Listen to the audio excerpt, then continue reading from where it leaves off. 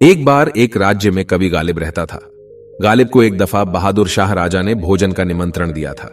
कवि गालिब था गरीब आदमी और अब तक ऐसी दुनिया नहीं बन सकी कि कवि के पास भी खाने पीने को पैसा हो सके। अच्छे आदमी को रोजी जुटानी अभी भी बहुत मुश्किल है। कवि गालिब तो गरीब आदमी थे। कविताएं लिखी थीं। ऊंची कविताएं लिखने से क्या होता है। कपड़े उसके फटे पुराने थे। मित्रों ने कहा, बादशाह के यहां इन कपड़ों से नहीं चलेगा, क्योंकि बादशाहों के महल में तो कपड़े पहचाने जाते हैं। हम उधार कपड़े ला देते हैं, तुम उन्हें पहनकर चले जाओ, जरा आदमी तो मालूम पड़ोगे।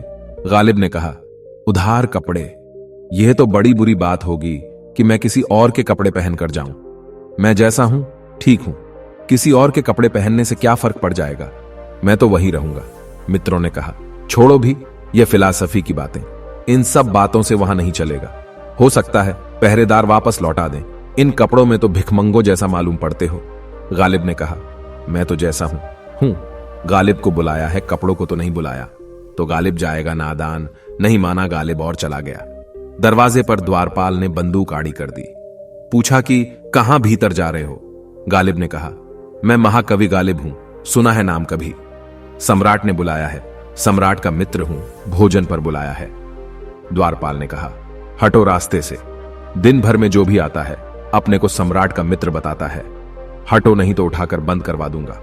गालिब ने कहा, क्या कहते हो, मुझे पहचानते नहीं। द्वारपाल ने कहा, तुम्हारे कपड़े बता रहे हैं तुम कौन हो, फटे जूते बता रहे हैं कि तुम कौन हो, शक्ल देखी है कभी आईने में कि तुम कौन है। गालिब दुखी होकर वापस लौट आया। मित्रों से उसने कहा, तुम ठीक ही कहते थे, वहां कपड़े पहचाने जाते हैं, ले आओ उधार कपड़े। मित्रों ने कपड़े लाकर दिए। उधार कपड़े पहनकर गालिब फिर पहुंच गया। वहीं द्वारपाल झुक झुक कर नमस्कार करने लगा। गालिब बहुत हैरान हुआ कि कैसी दुनिया है।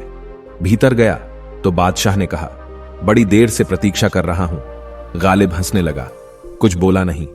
जब भोजन लगा दिया गया तो सम्राट खुद भोजन के लिए सामने बैठा, भोजन कराने के लिए। गालिब ने भोजन का कौर बनाया और अपने कोट को खिलाने लगा कि ए कोट खा। पगड़ी को खिलाने लगा कि ले पगड़ी खा। सम्राट ने कहा, आपके भोजन करने की बड़ी अजीब तरकीबें मालूम पड़ती हैं, यह कौन सी आदत है, ये आप क्या कर रहे हैं। गालिब ने कहा, जब मैं आया था तो द्वार से ही लौटा दिया गया था, अब कपड़े आए हैं उधार, तो जो आए हैं उन्हीं को भोजन भी करना चाहिए। बाहर की दुनिया में कपड़े चलते हैं, बाहर की दुनिया में कपड़े ही चलते हैं। वहां आत्माओं का चलना बहुत मुश्किल है, क्योंकि बाहर जो भीड़ इकट्ठी है वह कपड़े वालों की भीड़ है। वहां आत्मा को चलाने की तपश्चर्या हो जाती है, लेकिन बाहर की दुनिया में जीवन नहीं मिलता। वहां हाथ में कपड़ों की लाश रह जाती है, अकेली। ओशो।